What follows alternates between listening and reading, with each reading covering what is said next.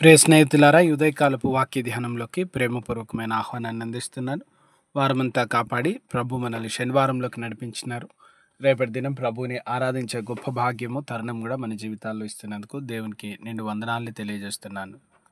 ప్రార్థించుదాము. కృపా కనికరములు గల దేవ, వాక్యం ద్వారా మాట్లాడుతూ మా అందరిని బలపరచమని మా ప్రభు రక్షకుడైన యేసు ప్రభుల వారి దివ్యనామం అడిగి వేడుకుంటున్నాం తండ్రి. ఆమేన్. ప్రియ స్నేహితులారా, ఈ ఉదయకాలం కీర్తనల గ్రంథంలో 33వ కీర్తనలో మరొక ప్రాముఖ్యమైనటువంటి ధ్యానాంశం, స్తుతి చేయుట నీతిమంతులకు యథార్థవంతులకు శోభస్కరం. నీతిమంతులు యెహోవా యందు స్తుతించుటయు ఉల్లాసించుదురు. యెహోవా యందు ఉల్లాసించేటువంటి వారు, యెహోవా యందు ఆనందించేటువంటి వారు. అదే రీతిగా దేవుని సన్నిధిలో దేవుని స్తుతించుట యథార్థవంతులకు శోభస్కరం. It's beautiful for the upright to praise God. It's beautiful to praise God for the upright. యథార్థవంతులకు దేవుని స్తుతించుట గొప్ప భాగ్యం.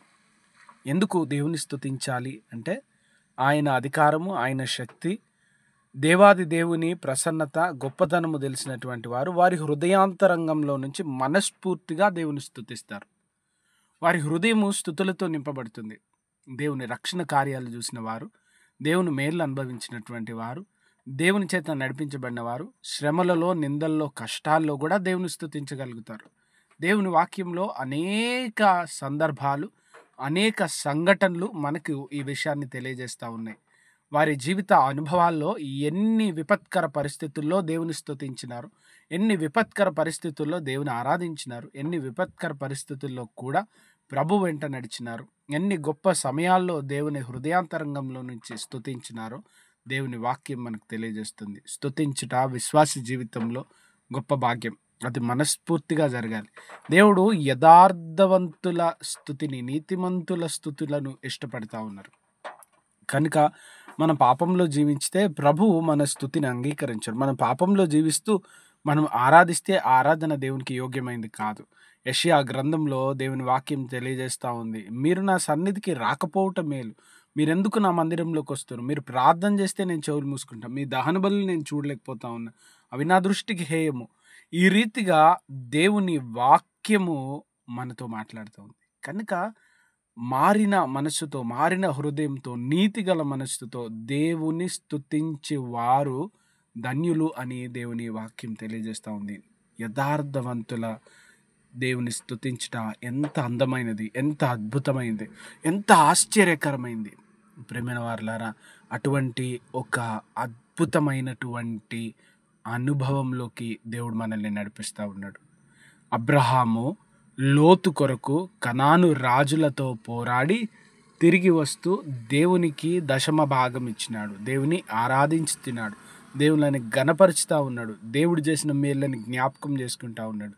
చూడండి, దేవునికి స్తుతి స్తోత్రములు చెల్లించుట అబ్రహాము జీవితంలో అలవాటైపోయింది. అబ్రహాము ప్రార్థనా జీవితం చూసి ఎలియాజరు, ఆయన వెంట వెళ్ళిన వారు చెప్తా ఉన్నారు, నిజముగా నా యజమానునికి యెహోవా దయ ఉందని నేను నమ్ముతున్నాను, ఆయన సన్నిధి ఉందని నమ్ముతున్నాను, ఆయన కార్యములు చేస్తారని నమ్ముతున్నాను.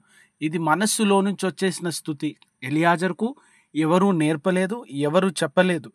తన కార్యము జరిగినప్పుడు, ఇస్సాకు వివాహము సంబంధం కుదిరినప్పుడు ఆయన ఆశ్చర్యరీతిగా, అద్భుత రీతిగా ఆశ్చర్యపోయి, నేను ఎక్కడికి వెళ్ళాలో, ఏం చేయాలో, ఏం జరిగించాలో నాకు తెలియనప్పుడు ప్రభు గొప్ప కార్యం చేసినారని అద్భుతంగా ఆ మేలును తలంచి దేవుని స్తుతించుతా ఉన్నారు. హగరు బిడ్డ చనిపోతుందని అరణ్యంలో ఏడుస్తూ దుఃఖిస్తుంటే దేవుడు వచ్చి కాపాడినప్పుడు ఆయన చూచే దేవుడని దేవుని స్తుతించుతా ఉంది. యాహ్వే రోయి, దేవుడు ఎల్ రోయి, యాహ్వే ఎల్ రోయి, ఎల్ రోయి, నన్ను చూచువాడు, నన్ను చూచే దేవుడు అని దేవుని స్తుతించుతా ఉంది. దేవుని వాక్యంలో అద్భుతమైనటువంటి ఈ సంఘటనలు మన హృదయాన్ని ప్రేరేపిస్తూ ఉంది. ఎర్ర సముద్రం దాటగానే మిరియాము తనతో ఉన్నటువంటి సహోదరులందరూ కలిసి దేవుని స్తుతించడం మొదలుపెట్టినారు. దేవుడు ఇదిగో గుర్రములను, రౌతులను సముద్రంలో ముంచి వేసినాడు, యెహోవాకు స్తుతి కలుగును గాక అని ఆరాధించుతూ ఉన్నారు. చూడండి, హృదయాల్లో నుంచి వచ్చింది. ఆ సందర్భంలో వారి మనస్సుల్లో నుంచి ఆనందంతో ఉల్లిబిక్కుని వచ్చింది. యోబు తన శ్రమలో, తన కష్టంలో యెహోవా ఇచ్చెను, యెహోవా తీసుకొనెను, యెహోవా నామమునకు స్తుతి కలుగును గాక అని స్తుతించినాడు. ఈ ఉదయకాలం ఏ సందర్భంలో, ఏ పరిస్థితుల్లో నా దేవుని స్తుతించటం మానద్దు.